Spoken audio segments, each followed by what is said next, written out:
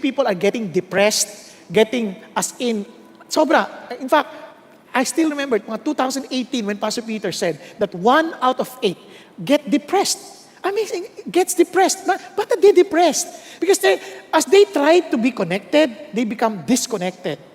Paano ko nalaman yun? Napansin niyo ba, some people, they could not live without their phones because they don't want to be disconnected. But in reality, they're already disconnected.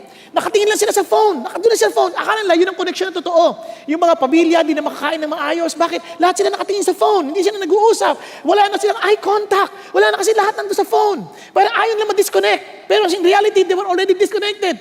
Ngayon, bakit sila nade-depress? Kasi pagtingin na sa phone, oh, buti ba siya? Ang saya-saya niya. Tingnan mo, hindi siya tumatanda. Yung mukha niya sa Facebook, ganun pa rin. Hindi nagbabago. Excuse me, picture niya yan nung high school. Pag nakita mo siya in person, hoy, ang tanda mo na pala. Kasi we get so frustrated. Para buti pa siya, pasyal ng pasyal, punta sa ibang bansa. Alam ko ba, naglalakbayan dahil hinahabol siya ng mga may utang-utang niya. Ang daming kwento behind. So, nawala tuloy yung totoong eye-to-eye contact na connection sa tao. And ang hindi nila nakita, this is what they did not realize. The reason why we want to be loved and the reason why we need to love, because our design is we are created in the image of God. Huwag niyo kakalimutan yun. When God created us, He created us in what? In His image. And the very nature of God is what? Love. Remember, He was defined as God is love. Hindi niya sinasabing love is God, but God is love. So ito pong napaka-importante. Kaya nga ako naniniwala that God is a triune God. He cannot be a numerically one God. He is a triune God because God is love. Kung numerical one yan, ang hirap yun. Ang hirap i-express na yung siya yung love. Kaya nga, the Father loves the Son loves the Father, the Holy Spirit glorifies the Son and glorifies the Father. Are you following? Kaya dun palang maintindihan, the very character of God is love and He created us in His image. Now, itong amazing. God did not create evil. Huwag niyo kalimutan. God did not create evil. Evil is the absence of God, who is love. Kaya nga, ang problema, ito ang sin. When we fell, when men fell into sin, remember, yung tao, wala, hubot-hubad sila. Hindi sila nahihiya. But when they fell into sin, when they disobeyed God, ano nangyari? They become self-conscious. Kaya nga, the very essence of sin is self-centeredness. Kaya yung gulo sa bahay, kasi lahat laging nakikita natin from our perspective and we fight for it without listening and without even considering the perspective of other people. Kasi we are self-centered people. Nakukuha po ninyo? Kahit sa eskwelahan, galit tayo sa teacher kasi isip natin, pinahihirapan nila tayo. Yung teacher naman, galit sa estudyante kasi pinahihirapan nila ako. Laging ganon. Even with preaching, yung mga bang pastor, galit sila. Para natutulog kayo, galit. Sasabihin naman lang, nakakantok ka. Galit din. Everybody is self-centered because that is the very essence of sin. In fact, we turned our eyes from God to ourselves and we treat ourselves as gods. Kaya we easily get angry when people somehow seemingly trying to block our way. Pag hindi natin nasusulong yung gusto natin, nagkakalit tayo. Kasi we feel that we are the center of the universe. Tama, mali? Kaya ho, tingnan ninyo, without love, listen, we cannot live. For without love, it is evil. Remember, the absence of God, the absence of love, obviously is evil. So it's either we live, or we go the opposite, which is evil. Kaya ang choice ng tao, pag walang love, ay evil. Kaya nga, sabi ng Bible, in the last days, ano sabi ng Bible? In the last days, our lives will be more difficult. Why? Because people will become lovers of self, lovers of pleasure, rather than lovers of God. They will be disobedient to parents. Bakit? Kasi nga, sarili lagi, sarili ang ini. Yung mga parents naman, minsan, ang gulang. Kaya nga, magulang. Na parang they think that I am also the center of the universe. Kaya mga anak, dapat sumunod kayo sa akin. Dapat sumunod sa akin. Tandaan nyo, anak ko lang kayo. Di ba? Again, a picture of sin. Magulang. Naintindihan? So, ano naging problema? So, what we need to do, what the world need is love. We need love. Kaya naman, when we were discussing about the one thing, Jesus explained His one thing to us, and that is to love God and love one another. Alam niyo, nakakatuwa kasi si Jesus at that time, tinatrap siya.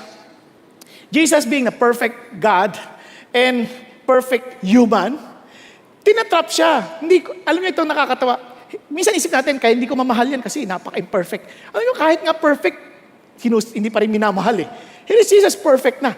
Pero hindi pa rin siya, kinrucify pa rin siya. Kaya hindi yung totoo yung object. Ang totoong love is coming from the one loving. So balik tayo dito. So, si Jesus tinetest. Yung mga Pharisees, nasupalpal. Yung mga Sadducees, nasupalpal. So, na hindi sila, yung ngayong lawyer, biglang nagtanong kay Jesus. Sabi niya, para i-trap si Jesus, kasi in their mind, ito ang rule.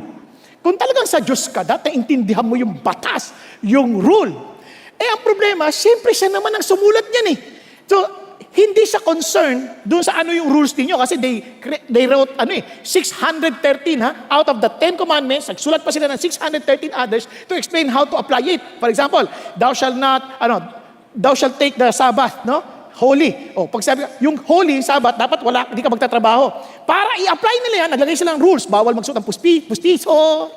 Kung gagawin ganyan, bawal ka mag-eyelashes, bawal ka maglagay ng ang tawag dito, kilay, bawal. Kaya magugulat kayo sa mga mukha ng ibang tao dito. Walang kilay. Para silang puppets. Bakit? Bawal. Bawal mag-lipstick, kaya walang labi. So, can you imagine kung ganyan ang natin? So, sobrang grabe ka lang rules. And yet, ang sagot ni Jesus is something beyond their expectation. Bakit ang sabi niya? Sabi niya, rule, and this is the rule. Sabi niya, you shall love the Lord with all of your heart, with all of your soul, with all of your mind. Bakit? Sabi ng Lord, the rule is not something na gawin mo to para tanggap ka sa Lord. Hindi. Yes, rules are good because it gives you order, but the idea, the intent of all this rule is that you will love God with all of your heart. That you will have a relationship with God. Yun ang idea. More than these do's and don'ts of life, I want you to have a relationship with God. What? Can you imagine yung Diyos at napakadakila, willing and wanting to have relationship with you? Yun ang gusto ng Diyos. Kaya sabi niya nun, this is the great and foremost commandment. Kaya nga may sasabi ng Lord, sabi niya, it involves your whole being, your heart, your soul, your mind. Hindi niyo ba napansin, minsan ginagamit might? Might. Bakit? Ibig sabihin yan, yung mind at might, parang you with all your energy, with all diligence. Kasi marami ngayon nagmamahal, hindi na nag-iisip eh. Wala nang ka-energy kasi ang hirap atang mag-isip. Nakakapagod mag-isip. Basta, ano na lang ang rules? Ano ba sabi? Kunyari, huwag kayo magre-reserve ng upuan. Tapos mayroong matanda. Makikiupo sana ako eh. Bawal po mag-reserve. Hindi yun ang issue. Ang issue dito, ano ba yung intent ng law? Naunawaan? Andiyan pa kayo? Ano yung pinaka-intent?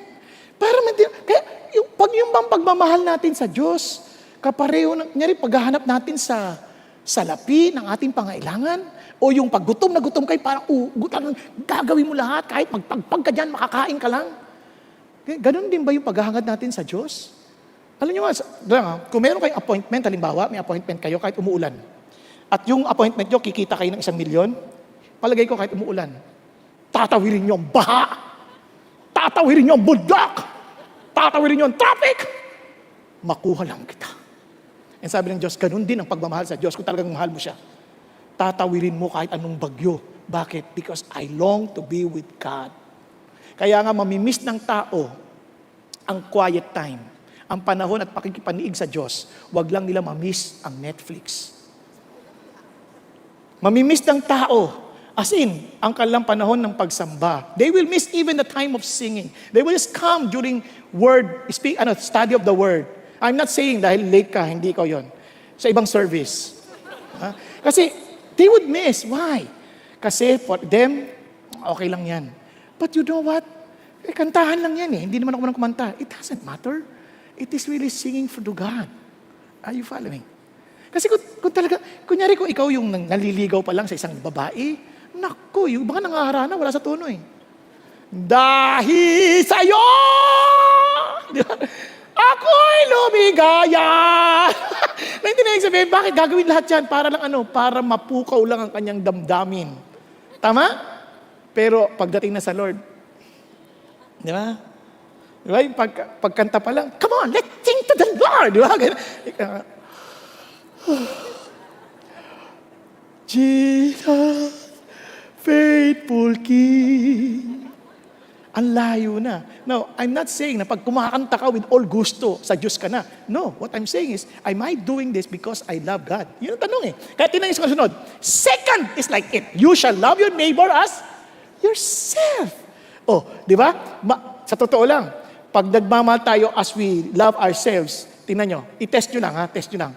Pag may mga nangangailangan ng damit, ano ibibigay mong damit? As you love yourself ha? Ano? Yung ayaw mo na, siyempre. Oh, ito, ayaw ko na ito. Ayaw ko, sa'yo na. Di ba? Kasi you love yourself eh. Hindi equal, no? Hindi equal. Tama? Tingnan niyo. Kaya hindi yan yung rule na, ito yung sinasabi ng Diyos. Ang sinasabi ng Diyos, as you have wanted this, willing ka rin ba to offer if need be? Yes, yun ang idea ng Diyos. Kasi ang idea ng Diyos, it's not the rules, kundi it is the relationship. Nakuha niyo? Hello? Nakuha? Yun ang idea ng Diyos. Kasi sabi ng Bible, I want you to love your neighbor as you love yourself. And alam niyo, this is what I realized. Hindi kaya. Tingnan mo. On these two commandments depend the whole law and the prophets. Tama? Sabi niya, kaya yung idea ng Diyos, all of these commandments are all commandments just for you to love one another. Hindi yung rule, hindi naman ako pumatay eh. Pinapatay ko. Namasin niyo? Kasi hindi ang idea ng Diyos, hindi ako pumatay na literal, pinapatay ko. Ang idea ng Diyos, hindi, kung mahal mo yung tao, gagawin mo ba yan? Sasaktan mo ba yan? Hindi ko siya pinatay, ginulpi ko lang binugbog ko lang. Kasi bawal, thou shall not kill. Pero at least walang utos na, thou shall not bugbog. Mali! The idea ng Diyos, hindi yung mamahalin mo nga, hindi ka gagawa ng anything that will hurt or will harm a person. Kasi you don't want that to happen to you also. Tama ba? Tama ba? So yun ang idea ng Diyos. Kaya ang idea ng Diyos, ang dami natin mga rules. Kaya nga, ang tanong sa atin lahat ngayon, we may not know all the rules. Isa lang ang tanong sa atin eh. Ano sasabi ng Diyos? What does love require of you? Kaya ang dami nagtatanong, Pastor, okay lang ba magpatato? Hindi yun ang tanong. Ang tanong, what does love require of you? Ba't ka magpapatato? Yun ang tanongin mo. Kasi gusto ko, dala-dala ko yung gospel tract sa kamay ko, kaya sinulat ka dito, gospel tract, John 3:16, for God so loved the world. Ayan. If that is your desire, then go ahead. Gusto mo, buong katawan. Ito ang Bible, from Genesis to Revelation. Tiniis ko lahat yan, dinugo ako dyan, para lang ma-share ko yung gospel sa iyo. If that is the case, then because you are motivated by love, by all means, gawin mo. Pero magpapapato ka dahil kasi yung mukha ko ayaw lang tingnan. Dito na siya titingin sa tato. Ayan. Again, sarili mo pa rin inisip mo. Diba? It's still selfish. Tama? Andiyan pa ba kayo? Yung magtatanong, Pastor, okay lang ba magdamit ng maikli? Yung ganyan, miniskirt. Lalaki ka, ba't ka magsusot ng ganyan? Ano yung sarili mo? What does love require of you? Are you following? Ano sinasabi ng Diyos? Kasi gusto ko, komportable ako eh. No, it's not about your comfort. Di ba? Kasi wala lang. Paano naman yung kapatid mo? Isipin mo kung may pagmamahal ka. Paano yung iba dyan, yung mga lalaki na may problema sa mga binti. Pero mo nagwa-worship. Faithful King. Isipin mo yun. So, what does love require of you? Kaya hindi tinatanong yung, kung maikli ba, tama ba yan o hindi? What does love require of you? Okay lang ba yung nakikita yung puso? What does love require of you? Hindi ko, kasi malay ko naman kung talagang yun lang ang meron ka. Alam nga, mahusgahan kita. Yun lang ang damit ko, Pastor, binigay lang sa akin. Hand me down. Ang liliit nila, ang laki ko. So, kasalanan mo ba yan kung lang yan lang meron sa'yo? So, we are not here to judge anybody. The question is, what does love require of you? Kaya nga yung rules, hindi yan, yung point, rule 1, rule 2, rule 3, rule 4, rule 5. Walang ganon. Ang idea, yun bang ginagawa mo, loving? Nakuha? Kaya ito yung challenge ng Diyos sa atin. At alam nyo, hindi siya madali. Bakit ka mo? At ito nga ho yung dapat natin maintindihan as Christians. Kaya nga minsan ngayon, nakakalungkot. Some people, they don't like the church any longer. They don't want to be involved in any small group. Why? Because they feel that they're being judged. They feel that they're being condemned. They feel that, ang dami na, you hate exactly what the Lord hates. Are you following? We must be a channel of God's love. We are not a channel of condemning people. We are a channel of His love. Kaya ho, exactly kung ano yung ayaw mo, ayaw ginagawa, exactly ayaw yun ng church, ayaw yun ng Diyos.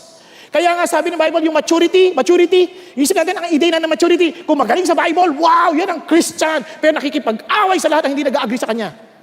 Di ba, yun bang love? Hindi. Sabi ng Bible, tinan nyo, kahit napakahusay mo na, kahit na ikaw na ang pinakamagaling, sabi ng Bible, if I speak with the tongues of men, can you imagine you know the languages of all men, you have the tongues of angels, but do not have love, I become a noisy gong or a clanging cymbal.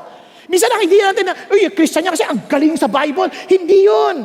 Sabi ng Lord, maingay ka lang para ang pompya, ang ingay mo, walang kwenta yan. Ang sabi ng Lord, tinan nyo, if I have the gift of prophecy, and I have all mysteries and all knowledge, if I have all faith so as to remove mountains, but do not have love, I am nothing. Sabi ng Diyos, ang sukatan, you are growing in love, not growing just in knowledge. Those are good. I'm not saying masama yun, ha? Because it's good to be knowledgeable, especially if you want to be knowledgeable because you want to love. Nagkakaintindihan? Sabi ng Lord, pero hindi na sukatan. Kahit na nga ipagbibigay pa eh. Even if I give my possession to feed the poor, even if I surrender my body to be burned, you're so passionate, and yet, you do not have love, it profits me nothing. Alam niyo bakit napakahirap ng challenge na yan? It seems simple, but very demanding. You know why? Kasi it involves mind, it involves everything about us. Tignan nyo, pag may bata, humingi ng tulong, aawa ka. Hindi ka nag-iisip, binigyan mo 1,000 para sa'yo, iyo. Pagbalik mo, nakita mo, humihit-hit na ng Bulkasil, nakabili na 1 galon. Binigyan mo pa ng 1,000 eh.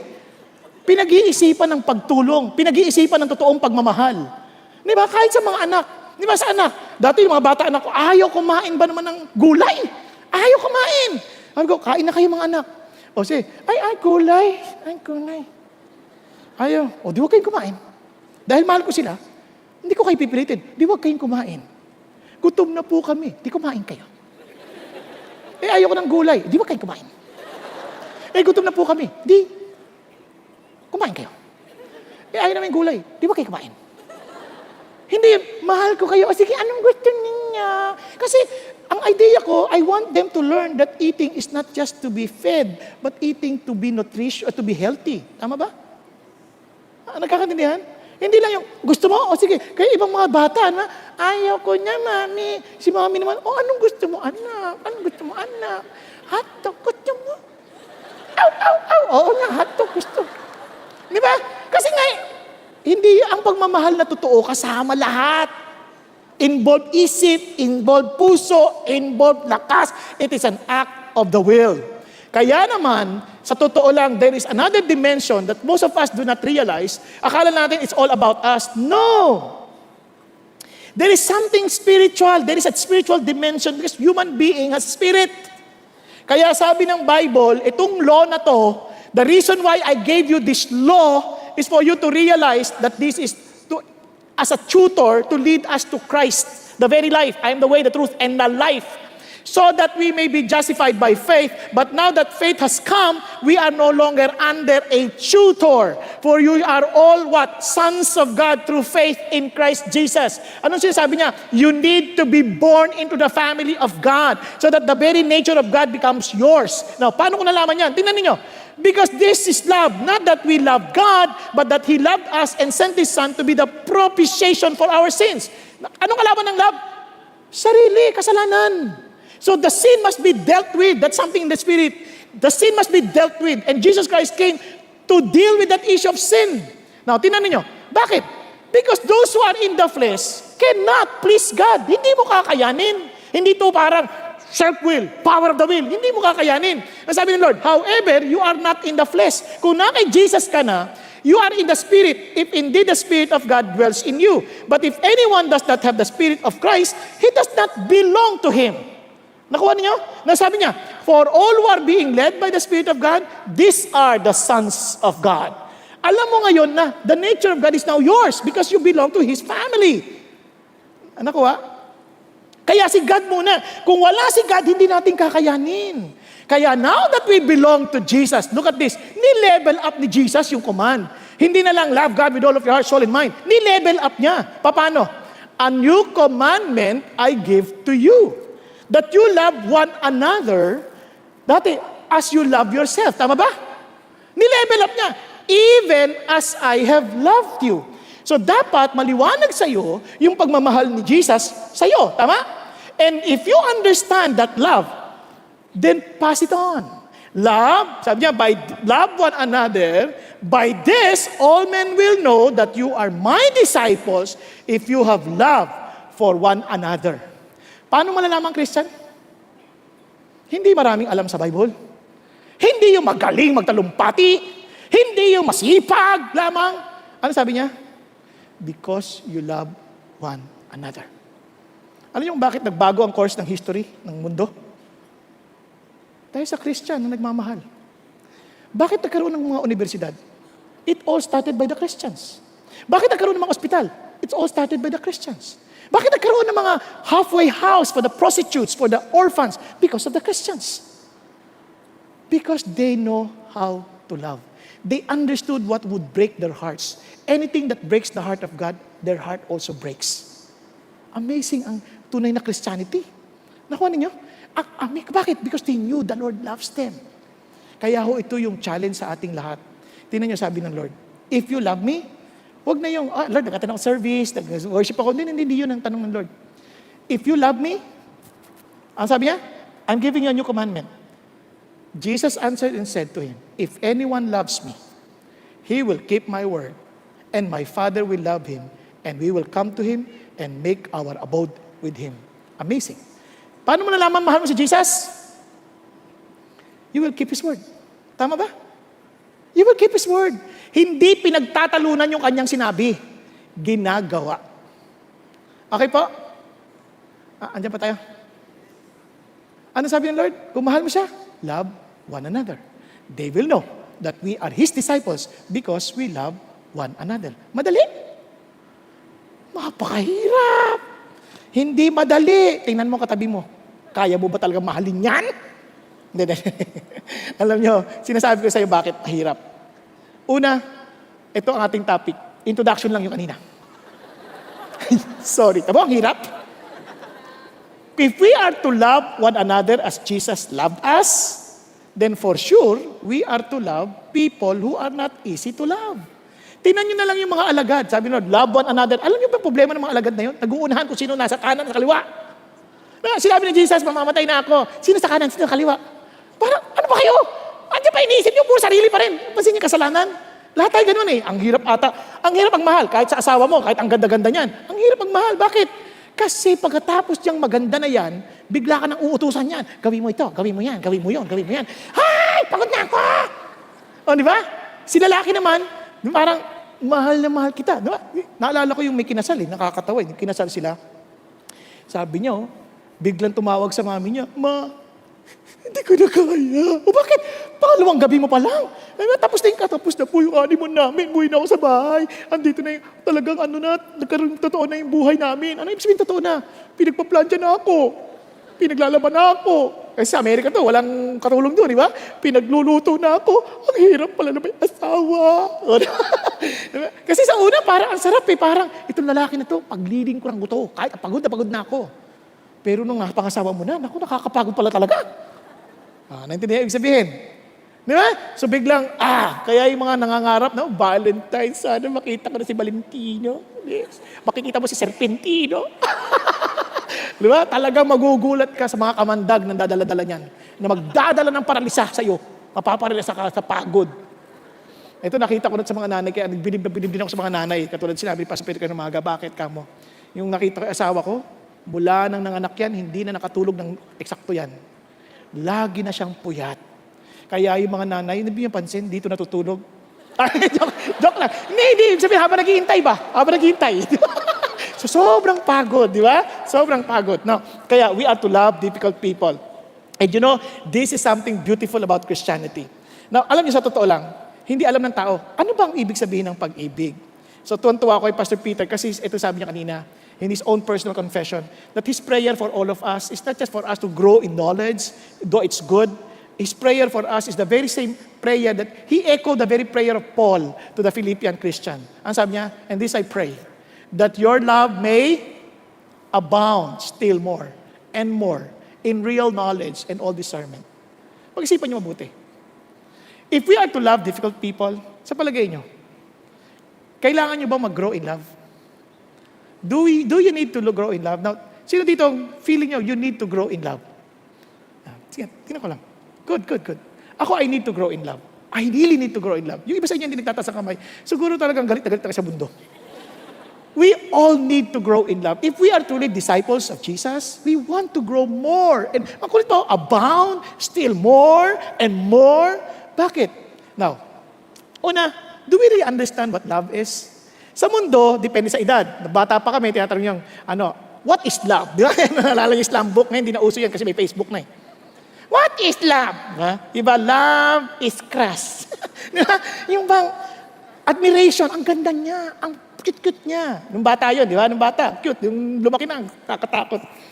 Now, yung iba naman, they fell into infatuation, yung akala nila pag-ibig, kasi there's some form of passion. Sabi nga nung bata, alam ko na ang pag-ibig. Kasi nung nakita ko yung na-crush ko, yung talagang pinuntahan ko na siya, parang nanliligaw na ako, naku, kinagat ako ng aso, hindi ko naramdaman. Kaya I feel so in love. Nakalapan yan. Ngayon, kamusta na? Ngayon, alam ko na, masakit. Ay, naku, yan yung mga ganyan. Infatuation lang yan, yung paano nasasaktan. Yung iba naman, romantic na. Siyempre, Valentine's, binigyan ka ng flower. Gabi ako in love! Naku, fake plastic yan. Di ba? Ang dami niyang binigyan ng ganyan. So, di ba tayo romantic? Hindi naman masama yung mga yan. Normal lang yan. Maganda yan. Siyempre, iba naman, tinawag lang, committed. Ibig sabihin, committed na yung love. Committed. Nung kasal, para ang saya, no? Pero pagka matagal na, kaya nga may mga sinusulong ng divorce no sa atin di ba? Kasi nga, committed yung love. Now, sa Biblia, sa Greek, merong 4 na klase ng love. Yung isa ay tinatawag lang storge, ibig sabihin niyan, yung parents' love to the children, ganyan. Yung tinatawag ng phileo, ito yung love between friends. Yan. Meron tinatawag na eros love. Ito yung love with passion between husband and wife. Or perhaps, yung iba naman, they thought that this is love, doing this to several women. Yun yung tinatawag lang erotic. Di ba? Kaya nga, erotic. Puro error. Joke lang. Ano lang yung gawa-gawa ko lang. Pero erotic, yung eros love, yun yung something like that with passion.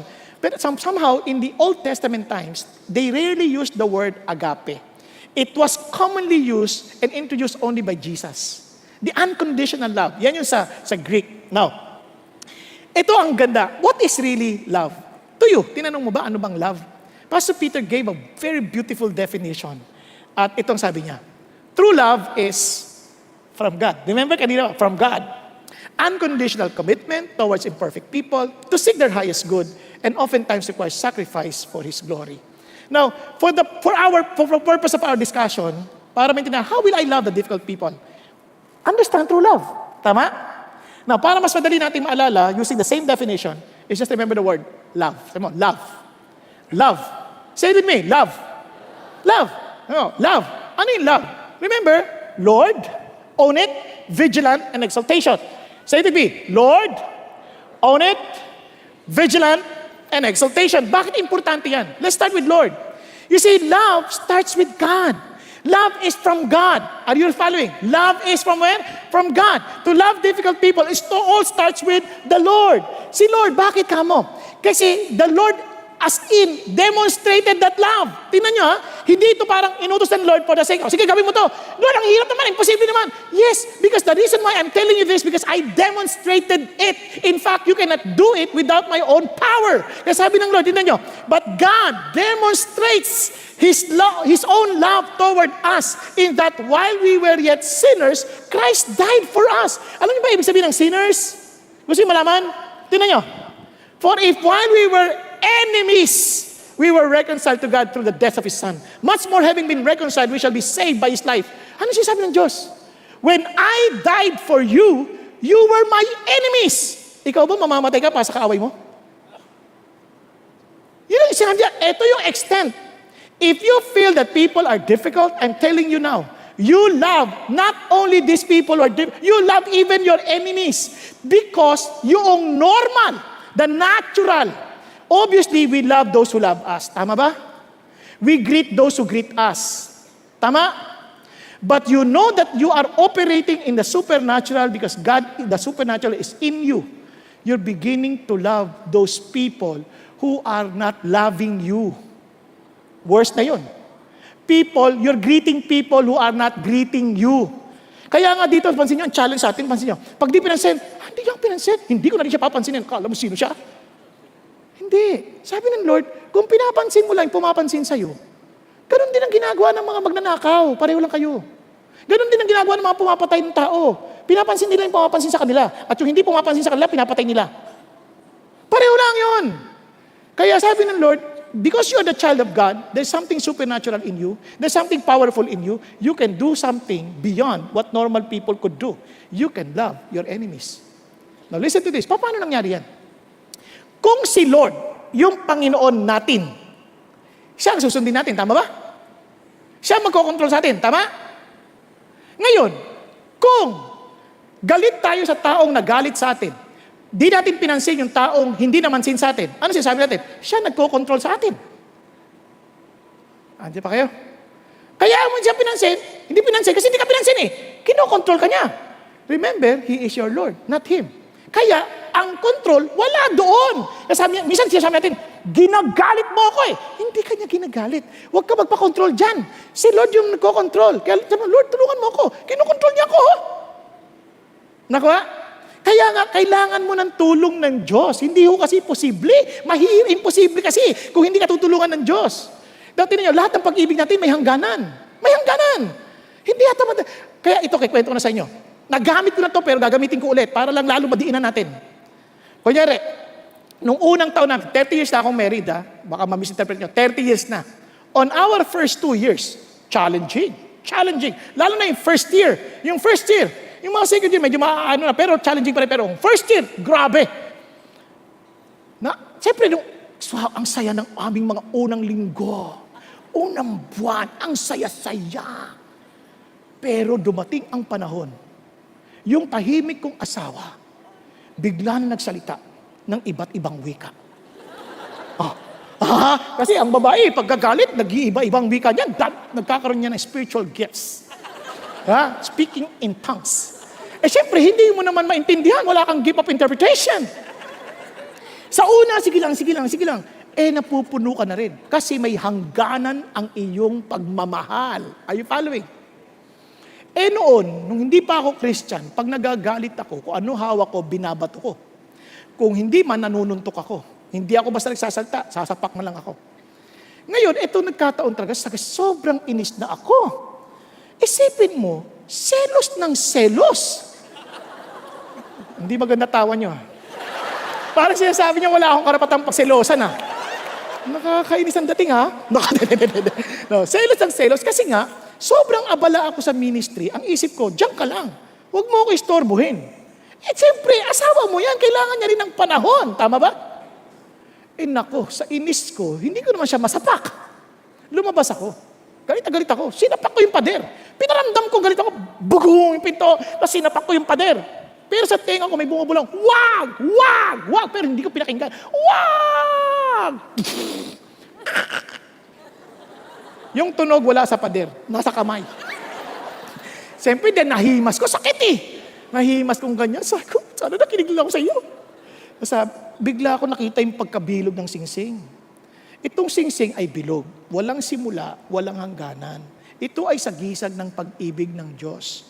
Nagkakaintindihan? Kasi pag-ibig natin may hangganan Sabi ko, Panginoon, tulungan ninyo ako. Umabot na ako sa hangganan ko. Ayoko na, pagod na ako. Ba't nyo ba ako ginaganito? Di ba? Iyak na talaga.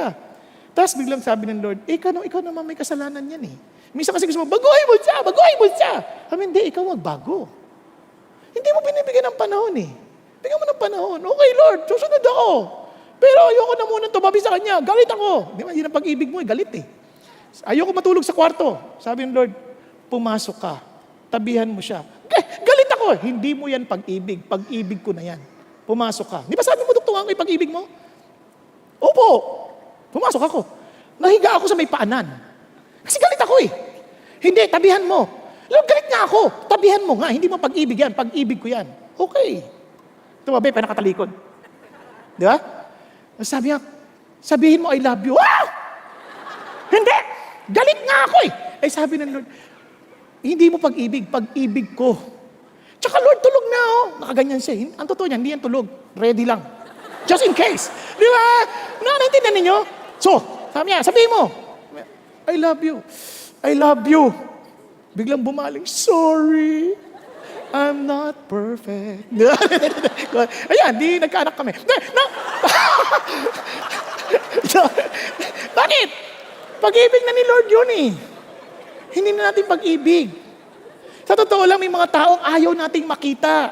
Yung iba nga, ang teknik natin, ayaw na natin pansinin, hindi na natin kausapin, wala tayong pakialam. That's not love. Love is active. Love is expressive. Minsan ayaw na lang natin kausapin, hindi yung love. Ang love ng Diyos, He is willing to die for the sinners. It doesn't matter whatever you think about me as long as I will love you because Jesus loves you. To us, it is impossible, but to God, nothing is impossible. You cannot ever say, I cannot love this person. You cannot ever say, I cannot love this professor. I cannot love this boss. I cannot love this employee. I cannot love my sibling. I cannot love my sister, my brother. I cannot love. You cannot say that if you belong to Jesus. You know why?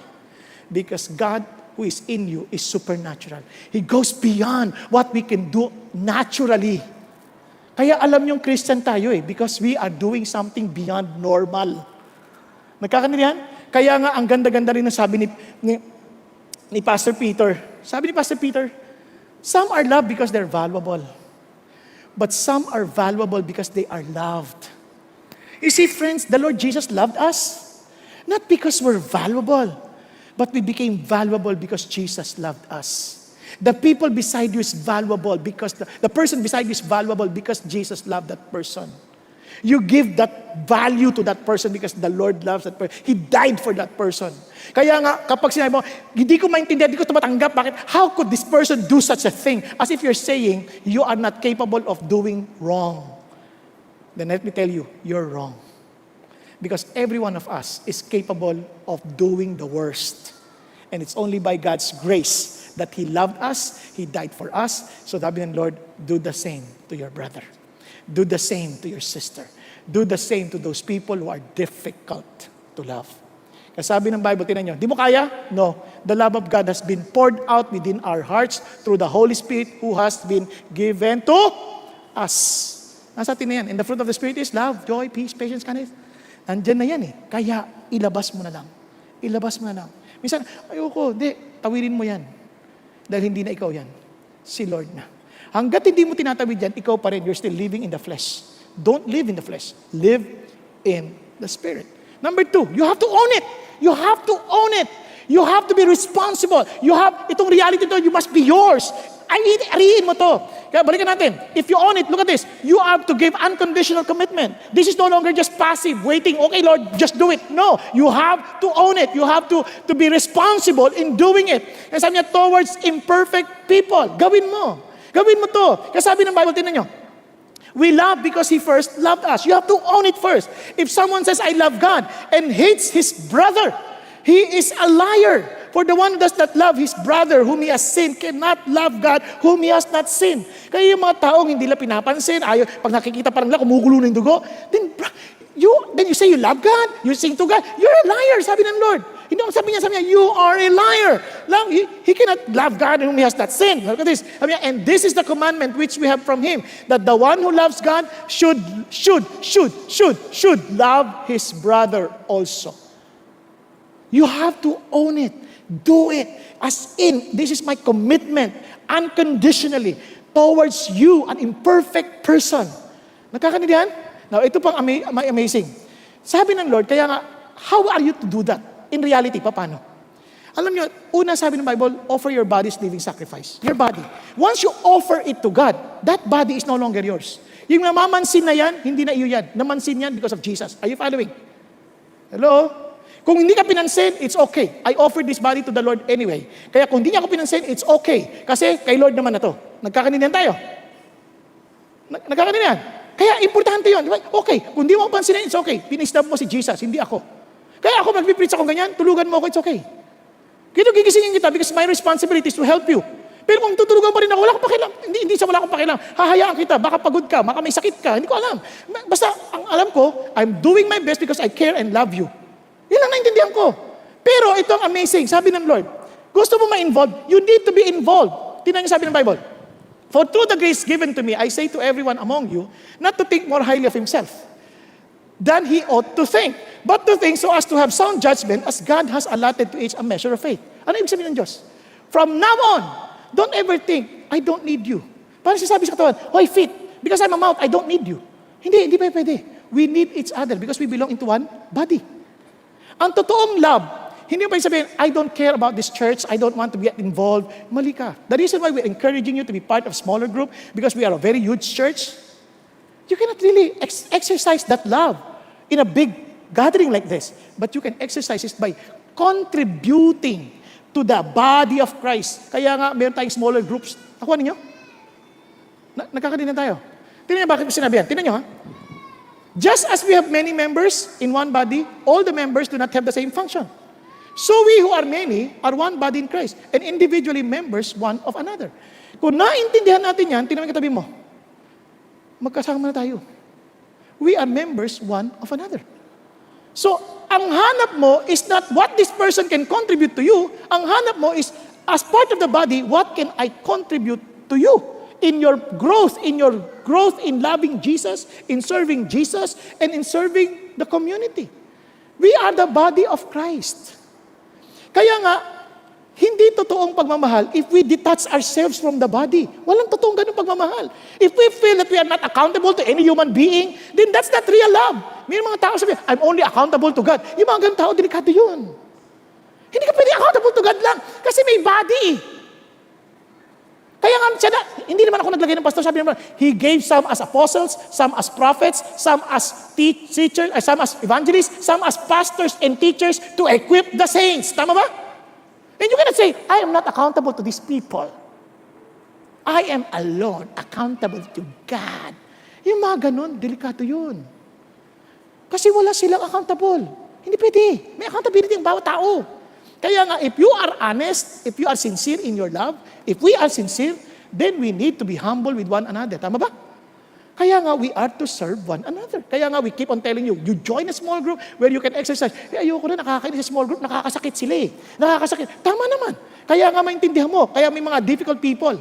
Kaya nga sa small group, iba, ayoko na sumali dyan. Hindi, doon mo nga matitest ang totoong pagmamahal eh.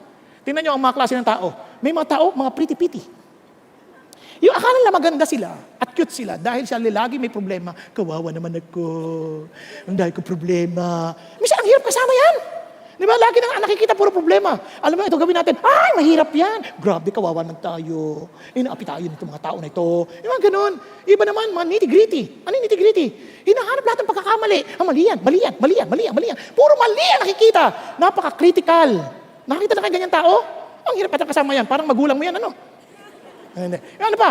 Yung iba naughty, talagang salbahe, talagang nananakit, sinasadya, talagang sobrang, parang talagang pasaway, parang sinasadyang saktan ka, sinasadyang pasahan ka, mga naughty na tao. Yung iba naman tutti-frutti, mga bolero. Ang hiling ng bola, ang galing mo, pero pag talikod mo, sinasapak ka naman. Di ba? Yung iba, alam mo na, haughty. Sobrang yabang. Akala mo sila lang ang tama. Kapag ang kasama mo laging tama, sigurado yan may tama. Di ba? Now, if you are to own it, you also have to admit na minsan tayo rin yung difficult people. We always see people there, difficult yan. Pwede ba tumingin ka sa salamin? Difficult to. Tayo minsan yung difficult eh. Kasi nga, we always see things from our end, not from we don't listen to what they are saying, we're just listening to ourselves. Tayo yung difficult. Kaya ito ang suggestion ko, don't be a difficult person. Di ba?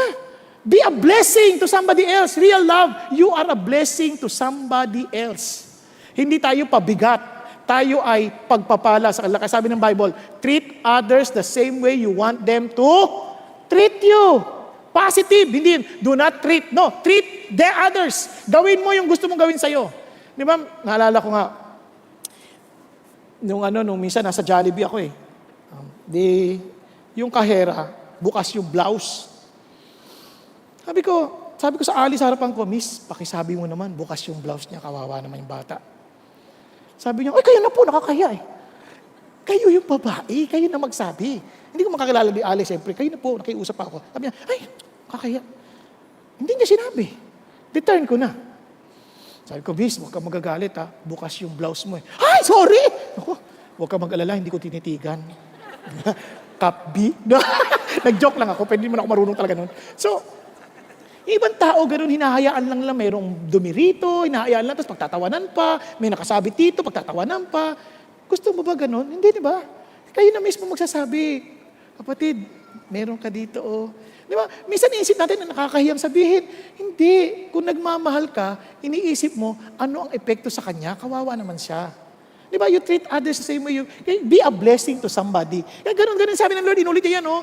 In everything, ha? In everything. Not in something, but in everything. In other words, in all things. Therefore, treat people the same way you want them to treat you. For this is the law and the prophets. If you want to summarize loving others, then treat others the way you want to be treated.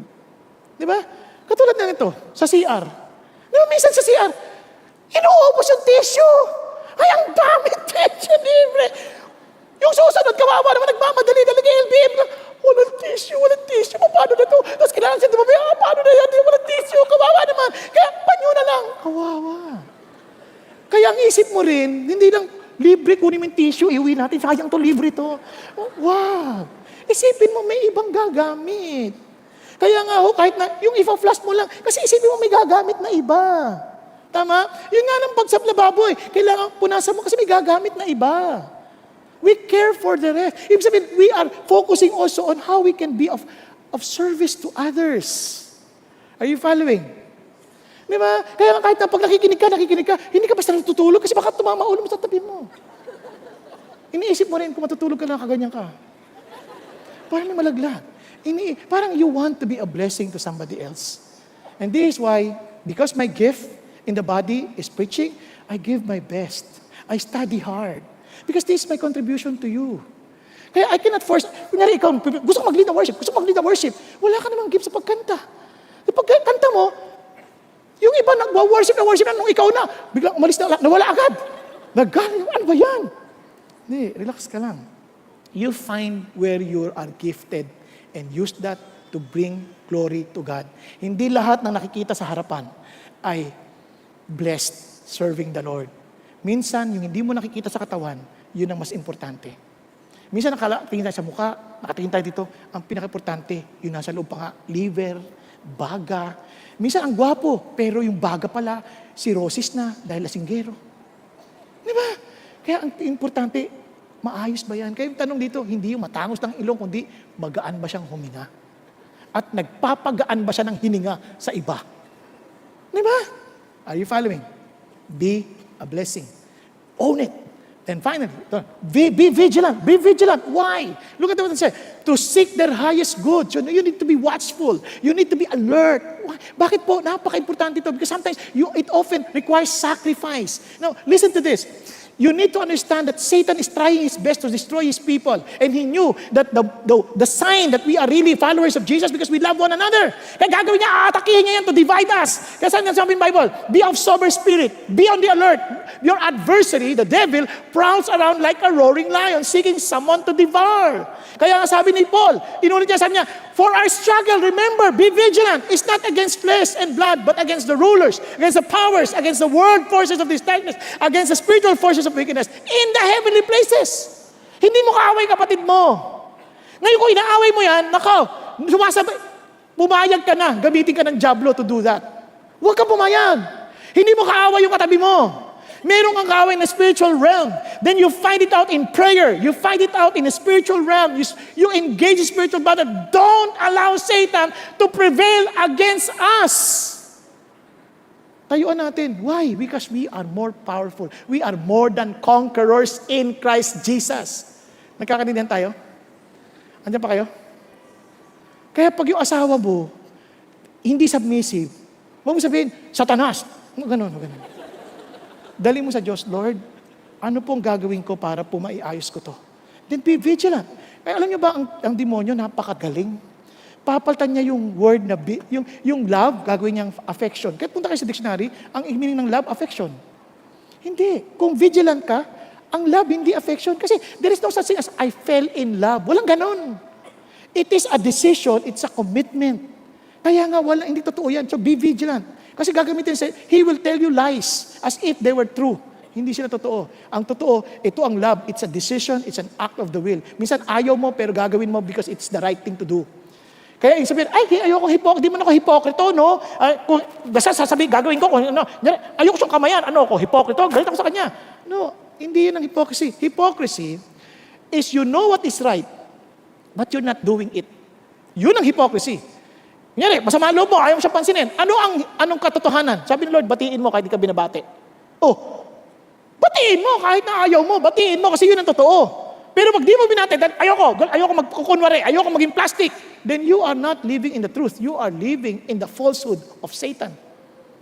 Kaya huwag tayong pumayag. Be vigilant. Be vigilant. Panoorin natin si Pastor Peter sandali. Ang ganda-ganda ng kanyang testimony. Kasi if he was not vigilant, he was not listening to God, perhaps not missed niya yung glory ng Diyos. Let's watch. Years ago, somebody did something unjust to me and to our family. I never felt more betrayed because this person was our good friend, family friend, ninong of my brother's wedding. But he betrayed us. When he was sick, somebody called me, Peter, he wants you to visit him. He wants you to pray for him. In my mind, I'm not going to do that. Why? I don't feel like doing it. Why will I visit you? Why will I pray for you? You have betrayed our family. You have betrayed me. In fact, this is the same guy who fired me from my company. I said, I'm not going to go. I'm not going. Then the Lord spoke to me. The Lord said, Peter, I command you to pray for people. I've commanded you to love your enemies. If you don't obey me, how are you going to teach the Bible someday? You're a fake. You're a hypocrite. You know what's right and you don't do it. So, when they called again, I said, okay, I'm going. But let me tell you from my heart, I don't feel like going. I don't feel like praying. In my mind, why would I pray for him? What if he gets well? In my mind, that guy deserved to get sick. He deserved to be punished. Why should I pray for him? Do you understand my feeling? I'm being honest. And then share the gospel. Why should I share the gospel? What if he accepts Christ and go to heaven? This last-minute conversion is very effective. I'm being honest. But you know what? I obeyed. Motion before emotion. So when I went to his house, I knocked. The wife opened the door, welcomed me, brought me to the bedroom, and when he opened the bedroom, when I saw him, my goodness, I stretched out my hand, and my love for him came. I do not explain it. I felt sorry for him. I really had compassion. I realized that is supernatural. Only God can do that. Oh, amen? Only God can do that. Kaya, isa sumunod ka eh. Kaya huwag mo na isipin, yung kapitbahay, mahirap yun. No. Just do it. And you will see how God will work. And there's such great joy to see the reality of God at work in our lives. Ang sarap. Kaya, ano yung pakiramdam? Ang saya. Tama kita mo. Dati hindi ko magawa yan. Nagawa ko. Kanya yan. Nagawa ko. Only God can do that. Nakita mo yung reality ng Diyos sa iyo. Kaya ang sabi ng Bible, let love be without hypocrisy. Abhor what is evil. Cling to what is good. Be devoted to one another in brotherly love. Paano niyo makikita yung pagmamahal? Give preference to one another in honor. Merong paggalang. Merong pagbibigay ng pugay sa tao. Nag-uunahan pa nga dapat tayo. Amen po? So finally, Exaltation. Bakit exaltation? Alam nyo, itong pag-ibig na to, it's not just for us to say, I love you. Hindi. It is actually, sabi ng Bible, but you are a chosen race. Kaya nga, a royal priesthood, a holy nation, people for God's own possession, so that you may proclaim what? The excellencies of Him who has called you out of darkness into His marvelous light. Paano nangyari yan? You were not a people, but now you are the people of God. You are not received mercy, but now you have received mercy. You have experienced the very love of God. Sabi niya, that's why I want you to be my I want you to proclaim my excellency. Paano?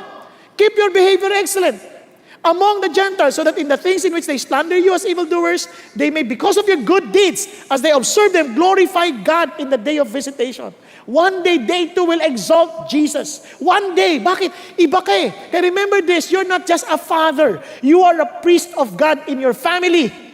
Kaya you proclaim His excellency. Kaya whenever you do something, whenever you are to act on something, ask yourself, what does love require of me to bring honor to my God? Di ba? As a student, you are there not just to study, you are to proclaim His excellency. You are doing your assignment not because you see my teacher require me to do this. No, I'm doing this with all of my heart because I want to declare my love for Jesus. Because I am a student priest. And the people would know that I am serving the Lord. And I love God and I love them. And I love my teacher. I don't want her to experience headache because of me. Di ba? Pagdating sa opisina, you are not just an engineer. You're not just an accountant. You are an engineer priest. You are an accountant priest to proclaim the excellency of God. You give your whole heart because that is your contribution to the body. To tell the world, I belong to Jesus. I'm doing this because I love. Nagkakadinihan? Paano niyo makikita yun? Tingnan niyo po. Paano? Honor all people. Honor all people. Love the brotherhood. Fear God. Honor the king. Minsan, ba't we honor yung king na yan? Labo-labo. No, yun ang sabi ng Diyos eh. Diba? Honor the king. Servant, be submissive to your masters. With all, look at the words, respect. That is love. Respect not only to those who are good and gentle, but also to those who are unreasonable. Diba? O kahit masama pa yan, still respect, honor. That's love. Ito, tinan nyo. In the same way, wives, be submissive to your own husband, so that even if any of them are disobedient to the word, hindi sumusunod sa Lord, they may be without a word by the behavior of their wives as they observe your chaste and respectful behavior. Yan ang love. Honoring. Now, tinan nyo, you husband, in the same way, live with your wives in an understanding way as with someone weaker, since she is a woman, and show her what? Honor. Honor. That's how we show love. Honoring people. It's declaring the glory of God. Minsan hindi tayo honoring even with the way we talk with people. We are not honoring. Why? Because we do not really express the real love of God. Now listen, to sum up, all of you be harmonious, sympathetic, brotherly, kind-hearted, and humble in spirit, not returning evil for evil, insult for insult, but giving a blessing instead. You were called for the very purpose that you might inherit a blessing. Amazing. Now, let me just end with this. There was an apologist. He was trying to explain about Christianity to his friend, Emperor Hadrian. His name is, iba-iba yung pronunciation, Aristides, or Aristides, whatever, basta, Aristides. Okay? So, si Aristides an evangelist. Tingnan nyo he did not use the Bible to explain about Christianity para ma-prove niya Christianity is true. He did not even use the resurrection of Jesus Christ. Hindi siya nakipagtalo sa isip. Ito sinabi niya. He compared the Gentiles or the Greeks to barbarics, to the Judaists or mga Jewish people, and to the Christians. Kinumpare niya. And sabi niya, just to prove to you why Christianity is so superior in terms of why this is really true. Ito yung sinabi niya. Christians have the commands of the Lord Jesus. This is just an excerpt. Pwede namang tingnan sa internet yung kompletong letter. The Messiah Himself etched into their hearts. They do not engage in adultery or sexual immorality, and they do not bear false witness. Yan ang katangian ng mga Christians. Ito yung mga Christians sa mga panahon na neither do they covet that which belongs to others. Hindi nila kinamkam, hindi nila kinuha yung mga bagay na hindi kanila. And they honor father and mother. Love their neighbors. Mahal nila ang kapitbahay nila, mahal nila ibang tao. And do not do to others anything that they do not wish to be done to them. Kakaiba itong mga Christians. At ito pang sabi niya, inaaliw nila yung mga nananakit sa kanila. At pinapanalunan sila bilang maging kaibigan. Galit sa kanila, inaaway sila, kinakaibigan nila sila. At masigasig sila na gawin ang mabuti para sa mga umaaway sa kanila. Kakaiba, no? At sabi ganoon, at hindi sila sumusunod sa mga kautusan. Ibig sabihin, they are not disobeying unlawful lifestyles and all impurity. Lahat ng marunong hindi na ginagawa. They neither neglect, hindi nila pinababayaan ang mga balo at hindi nila pinagmamalupitan ang mga ulila. Amazing. Ito ang Christians. Ang layo-layo na ng mga nagmatawag sa ating ngayong Christians. Minsan kung sino pa yung Christian, sila yung swapang. Sila yung nang-iisa ng kapwa. Sino pa yung Christian, sila yung palaaway. Kasi sabi ng Bible, babalikan ko kayo. A new commandment I give to you, that you love one another. Minsan nalulungkot ako kahit minsan sa service. Iiwanan ng parking, the double park, hindi makaalis yung kapatid dahil nag-worship ako eh. Hindi ko talaga nagmamahal ka kay Jesus, nagmamahal ka sa kapwa. Iniisip mo yan. Kaya sabi ng Lord, because by this, all men will know that you are my disciples. Naintindihan natin? Hello? Makita niyo kahit sa worship, minsan nag-worship ka, biglang may malilate na darating.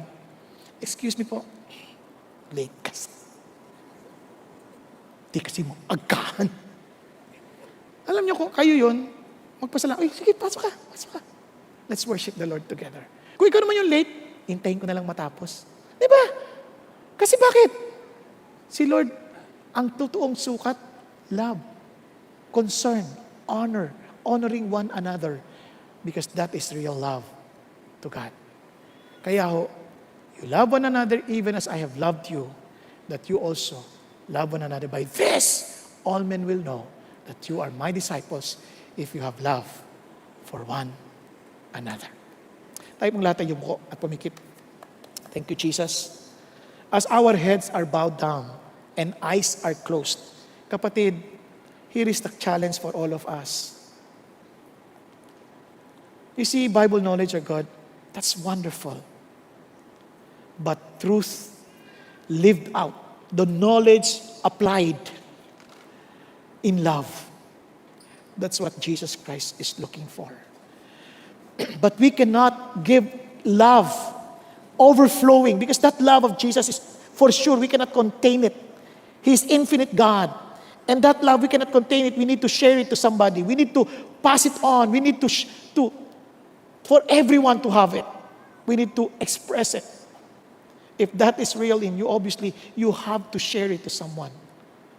But obviously, you cannot do it on your own. That's why you have to experience His love first. Kung hindi mo na-experience yung love ni Jesus, that He died for you on a personal level, that you understood that He died for your sin, He saved you from eternal damnation, you'll never be able to pass on that love that you have never received.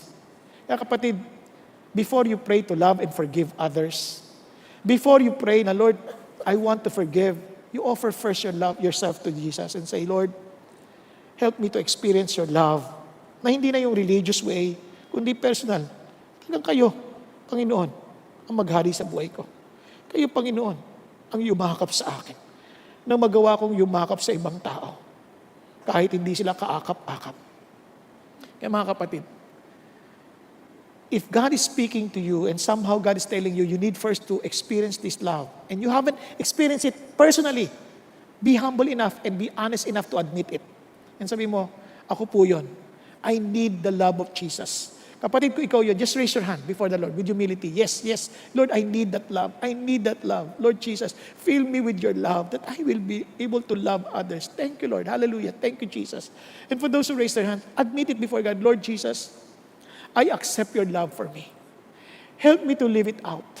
Thank you for dying on the cross for me to demonstrate your love, oh Jesus, towards an imperfect person like me. And Lord, by your grace and by your mercy, I pray that I may live it out, that I may share this love to others, that I may love people even if they're difficult to love. So thank you, Jesus,